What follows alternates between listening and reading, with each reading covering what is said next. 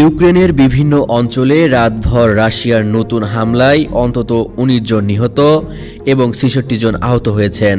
ইউক্রেনীয় সরকারি কর্মকর্তারা জানিয়েছেন, এই হামলায় ঘরবাড়ি, স্কুল ও হাসপাতালে ব্যাপক ধ্বংসযজ্ঞ সৃষ্টি হয়েছে। বিশেষ করে পূর্ব ইউক্রেন এবং দোকানবাস অঞ্চলে রাশিয়ার ক্ষেপণাস্ত্র ও বোমা হামলা সর্বাধিক প্রভাব ফেলেছে। নিরাপত্তা বাহিনী জানিয়েছে, নিহতদের মধ্যে অনেকেই সাধারণ নাগরিক। আহতদের মধ্যে অনেকেই গুরুতর অবস্থায় হাসপাতালে ভর্তি হয়েছেন। ইউক্রেনের প্রেসিডেন্ট ভলোদিমির জেলেনস্কি এই হামলাকে মানবতার বিরুদ্ধে এক পরিকল্পিত অপরাধ আখ্যা দিয়েছেন।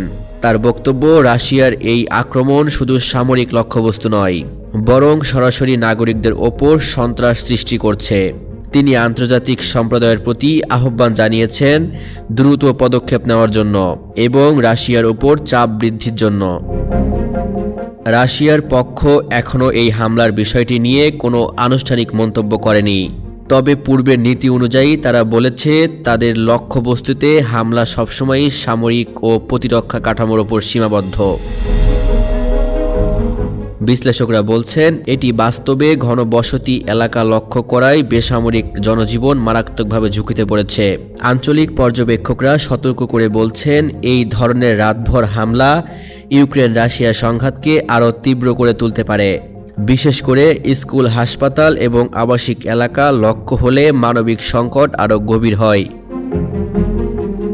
ইউক্রেনে রাতভর রাশিয়ার হামলা শুধুমাত্র তৎক্ষণাৎ ক্ষয়ক্ষতি নয়, বরং সামগ্রিকভাবে মানবিক পরিস্থিতি এবং রাজনৈতিক উত্তেজনাকে আরও জটিল করছে।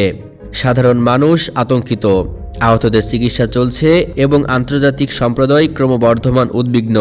সংঘাত দ্রুত সমাধানের বিকল্প ছাড়া পরিস্থিতি আরও অস্থিতিশীল এবং প্রাণঘাতী হয়ে উঠতে পারে।